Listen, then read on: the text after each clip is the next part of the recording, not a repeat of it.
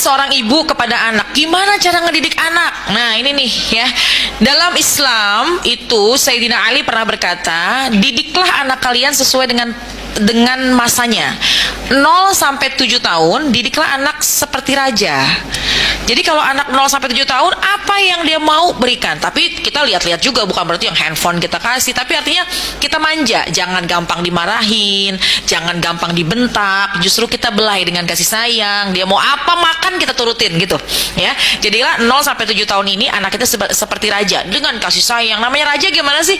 Dimanja. Anak kita capek pulang main bola di 0 sampai 7 tahun. Capek nah, sini-sini mama pijitin. Nah, kayak itu tuh adalah sebuah hal yang sangat akan nempel dalam kehidupannya, bahwa orang tuanya sangat mengasihinya. 0 sampai 7 tahun.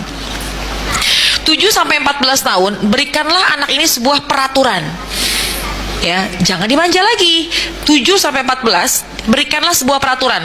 Wajib sholat, wajib puasa, tutup aurat, kemudian harus menjaga diri, menjaga kehormatan, ucapan yang baik dan lain sebagainya. Karena di usia 7 sampai 14 ini masa-masa anak ini baligh. Di usia 9, minimal 9 tahun, ketika dia sudah haid maka baligh. Atau seorang laki-laki yang sudah ihtilam, dia bermimpi, maka sudah baligh.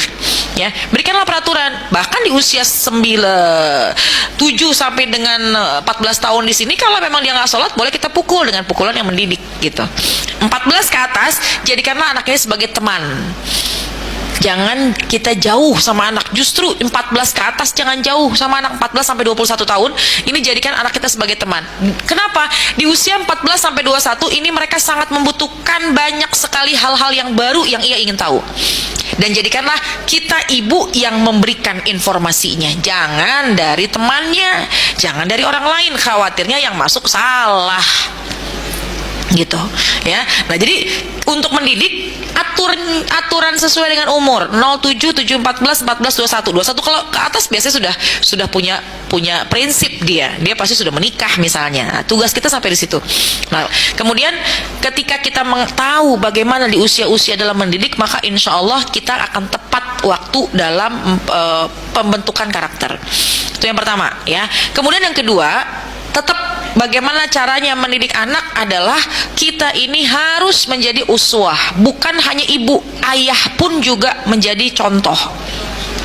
Ibu dan ayah harus menjadi contoh langsung bagi anak-anaknya, dan ini sangat efektif.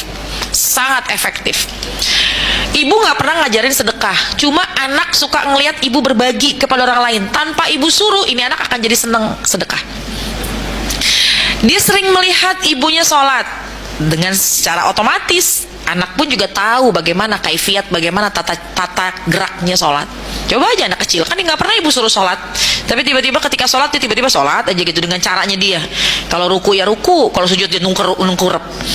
Itu kan caranya dia. Lalu bagaimana ketika usianya sudah mulai besar, ajak sholat berjamaah.